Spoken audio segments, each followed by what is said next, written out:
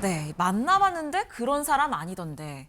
도대체 누굴 만나봤길래 그런 사람이 아니라고 하는 걸까요? 김묘선 기자님. 네, 보통 이렇게 어떤 분과 대화를 하고 있을 때 상대방이 어떤 사람에 대해서 왜 뒷담화를 한다고 네, 그러죠. 좀 오해가 있을 때 네, 저런 얘기 그렇죠. 많이 하죠. 뭐 부정적인 이야기를 할 때 내가 봤을 땐 그 사람 그렇게 나쁜 사람 아닌데 라고 말하고 싶을 때가 있잖아요. 네. 이것과 관련된 상황입니다. 오늘의 이야기는 이번엔 누군가가 한 명이 아니라 정말 여러 명이 배우 류승룡 씨를 향해서 악플을 쏟아낸 그런 상황입니다. 사실 류승룡 씨 하면 잘못한 게 있었나 싶을 정도로 뭐 떠오르는 게 없잖아요. 그러니까요. 그리고 생각해보면 흥행한 영화도 굉장히 많습니다. 특히 천만 배우라고 요즘 많이 하는데 천만 관객을 모은 그 영화를 굉장히 많이 갖고 있습니다. 그만큼 좀 인정받는, 신뢰받는 배우라고 할 수 있을 텐데요. 먼저 그 활약상부터 영상으로 준비됐습니다. 함께 보고 오시겠습니다. 군사가 들이닥칠 테니 그만 용포를 벗어놓고 궁을 떠나십시오. 실수. 4월일 죽인 자를 벌하지 않고선 한 발짝도 못 움직이겠소. 하면 진짜 왕이 되시던가. 많이 먹어? 이거 먹어? 예? 맛있어? 아주 맛있어 죽겠어 그냥? 맛있어요. 맛있지? 요즘이 콩 먹어야 돼, 콩. 비타민. 먹기 싫은데. 먹어야 돼, 입 벌려. 야, 그럼 아예 이참에 사표 쓰고 본격적으로 닭집을 차리던가 이 지금까지 이런 맛은 없었다. 이것은 갈비인가 통닭인가? 예, 수원 왕갈비 통닭입니다. 아, 단체요? 30, 예, 가능합니다. 예. 네, 이 영화 극한 직업도 그렇고 저도 다 재미있게 봤는데 류승룡 씨 특유의 그 연기력이 정말 돋보이는 작품들이 많이 있잖아요. 안진용 기자님, 그런데 왜 이렇게 악플이 달렸던 걸까요?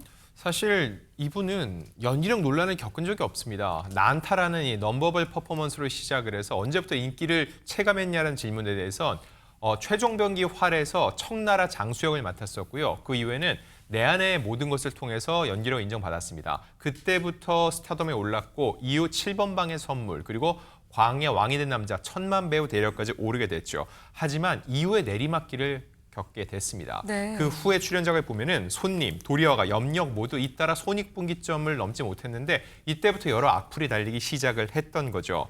이에 대해서 류승룡 씨는 이렇게 얘기를 합니다. 연이은 흥행 실패에 갑자기 암흑기가 오니 스스로 보이지 않는 창살에 날 자꾸 가두게 됐다라고 토로했고요. 또 그 시기에 댓글 문화가 한창 활발해지던 때였는데 보통 이제 믿고 보는 배우, 믿보배라는 표현을 쓰는데 본인을 그러니까요. 믿거배, 믿고 거르는 배우라는 악플이 달렸고 더 나아가서 자꾸 흥행을 말아먹는다, 국밥 배우다 이렇게 입에 담기도 힘든 악플이 달렸다는 겁니다. 그러니까요. 특히 좀 마음이 약해져 있는 상황에서 저렇게 믿고 거르는 배우다, 국밥 배우다 이런 악플들 마음에 큰 상처가 됐을 것 같아요. 장윤미 변호사님. 그러니까요. 얼마나 마음이 많이 쓰였겠어요. 본인이 주연을 맡은 그것도 제작비가 많이 들어가는 영화가 흥행에 실패하면 마치 내 책임 같고 내가 잘못해서인 것만 같으니까 그때부터 류승룡 씨가 자기에 대한 댓글들을 상당히 좀 한번 열심히 분석을 해봤나 봐요. 네. 그래서 댓글들을 쭉 보는데 거기에 안 좋은 댓글들이 많이 달렸는데 거기에 누가 대댓글을 계속 달고 있더라는 겁니다. 이 대댓글의 일관성은요. 류승룡 씨를 굉장히 옹호하고 굉장히 칭찬하는 그런 얘기를 하고 있는 글들이었는데요. 네. 그리고 그것을 계속 시간을 들여서 하나씩 하나씩 읽다가 결국에는 정말 눈물을 펑펑 쏟게 됐다고 하는데요. 그 이유가 어떤 이유인지 한번 직접 듣고 오시죠. 어떻게 안 보게 돼요. 이렇게 보는데 누군가가 계속 만나봤는데 그런 사람 아니던데 뭐 그런 거를 이렇게 달았어요. 근데 보니까 익숙한 이름인 것 같아. 우리 아들 이름이 강인데 캉으로 딱 했더라고. 그래서 그때가 걔가 초등학교 2학년인가 3학년인데 그때 저 펑펑 울었었어요. 그래서 심각하게 왜 이렇게 달려왔지? 뭐 때문에 이걸 하지? 그때 저한테 선물을 조금씩 준 것 같아요. 처음으로. 그 넘어진 김에 쉬어간다고 내가 하고 싶었던 게 뭐지 생각해보니까 좀 걷고 싶었어요. 그러니까 아, 그래서 올레길을 그렇게 걸으신 거구나. 호흡을 통해서 뭔가 좀 나쁜 게 좀 빠지는 느낌. 네, 그러니까 당시에 초등학교 2학년이었던 아들이에요. 그런데 이 아빠의 악플에 댓글을 달아주고 있었던 거예요. 저도 이렇게 감동적인데 류승룡 씨는 얼마나 감동을 받았을지 펑펑 눈물 흘린 이유가 이해가 되는데요. 최진봉 교수님. 예. 저는 뭐 아들이 이런 글을 다는 저는 뭐 아들은 없고 딸만 있습니다만 감동이 올 수밖에 없죠. 얼마나 그러니까요. 고맙겠어요. 사실은 댓글 보면서 많은 사람들이 이제 뭐 여러 가지 가슴이 아픈 것도 있고 뭐 충격도 받고 이러잖아요. 근데 네. 아들들이 이렇게 올려주고 댓글 달아주면 이 아들이 나를 위해서 이렇게 일하고 있구나 이런 부분 생각하면 너무 고마울 것 같아요.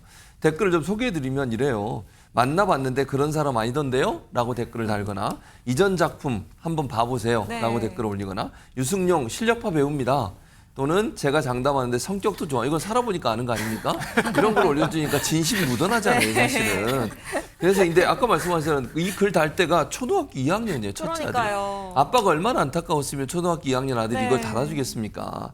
지금은 이 첫째 아들 유광 씨인데 유광 씨는 성인이 됐고요. 둘째 아들 유건군은 아직 고등학생이라고 합니다.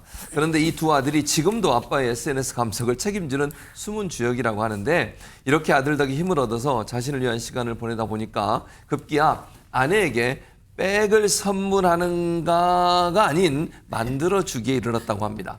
아니, 선물이 더 나을 것 같은데. 그러니까요. 제 생각에는. 네네네.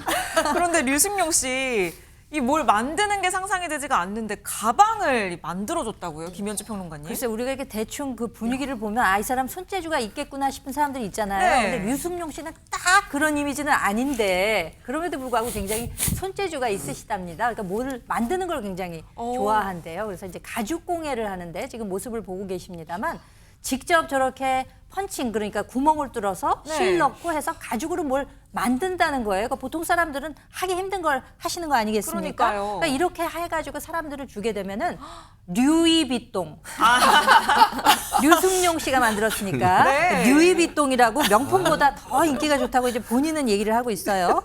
그래서 유승룡 씨는 두 아들에게 물려주고 싶은 게 있느냐라는 질문에 대해서 이렇게 대답을 했다고 합니다. 본인 능력 어떤 걸 물려주고 싶냐 이렇게 아마 질문이 들어왔었는 모양이에요. 네. 그랬더니 외모는 중요하지 않다라고 얘기를 했답니다.